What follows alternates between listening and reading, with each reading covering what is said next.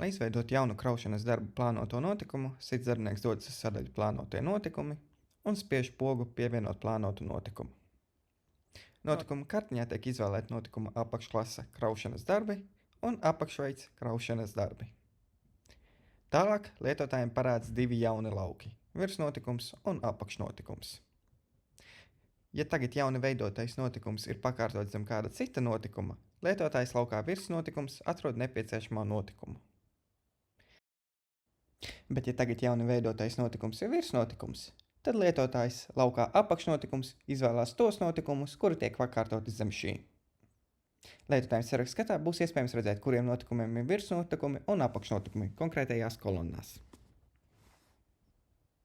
Tālāk lietotājs norāda atrašanās vietu. To var izdarīt divos veidos. Pirmais ir izmantot labajā pusē redzamo karti. Cits darbinieks var izvēlēties, kāda veida objektu vēlas pievienot kartē. Tie ir punktveida, līnijveida vai vietu līnijveida objektam. Kad ir izvēlēts objekta veids, cits darbinieks klikšķina kartē attiecīgajā notikuma vietā. Līnijveida notikumiem ir jānorāda gan sākuma, gan beigu punkts, bet vietu līnijveida objektam jāizzīmē notikuma laukums, pēc kā iezīmējas attiecīgie ceļi. Otrais veids, kā lietotājs var pievienot atrašanās vietu, ir spiežot pogu pievienot jaunu un uzvirstošajā logā ievadot lineārās references ceļa indeksu, sākuma un vai beigu punktu. Lietotāja ievadītie punkti automātiski attēlojas loga kartē. Lietotājs šo pašu darbību var veikt, ievadot atrašanās vietas koordinātas, ar iespēju atzīmēt pazīmi piesaistīt tuvākajam ceļam. Kad atrašanās vieta notikumam ir norādīta, lietotājs izvēlēs, vai šis notikums būs aktīvs vai kā melnraksts. Norāda brauktuves sašaurinājumu metros, ģeogrāfisko vietas nosaukumu,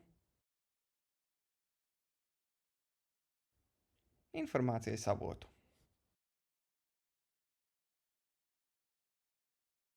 Tālāk darbinieks norāda sākuma un beigu datumu. Norādītie sākuma un beigu datumi automātiski kontrolē notikumu statusu. Plānots, aktīvs, deaktivizēts. Norādot vairākus sākuma un beigu datumus, lietotājiem izveidojas vairāki ieraksti, tik, cik norādīti sākuma un beigu datumi ar identisku pārējo lauku informāciju. Apbraukšanas maršruta atrašanās vietas datus lietotājiem ir iespējams pievienot divos veidos. Pirmais veids ir labās puses kartē, izvēloties opciju pievienot apveceļu un iezīmējot ceļa posmu. Otrais veids ir spiežot pievienot jaunu un uzvirsošajā logā ievadot lineārās references ceļa indeksu, sākuma un beigu punktu. Lietotāja ievadītie punkti automātiski attēlojas loga kartē. Lietotājiem ir iespējams atzīmēt pazīmes divvirziena ceļš un mainīt braukšanas virzienu. Lietotājs šo pašu darbību var veikt, ievadot atrašanās vietas koordinātas, ar iespēju atzīmēt pazīmi piesaistīt tuvākajam ceļam.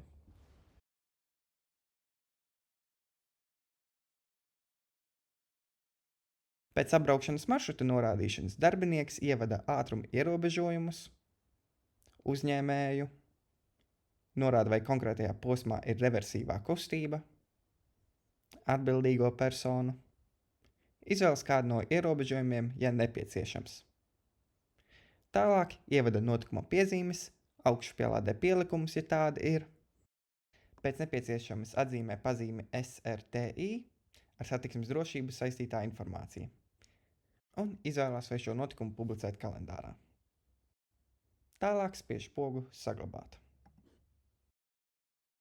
Sarakstā skatā mēs redzam jaunu izveidoto notikumu ar to lauku informāciju un pievienotajiem apakšnotikumiem vai citā gadījumā virsnotikumiem.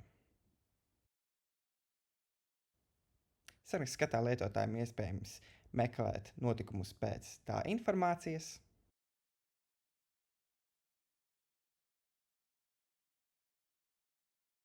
Ir iespējams atzīmēt notikumus un deaktivizēt tos. Un ir iespējams eksportēt notikumus CSV vai Excel formātā.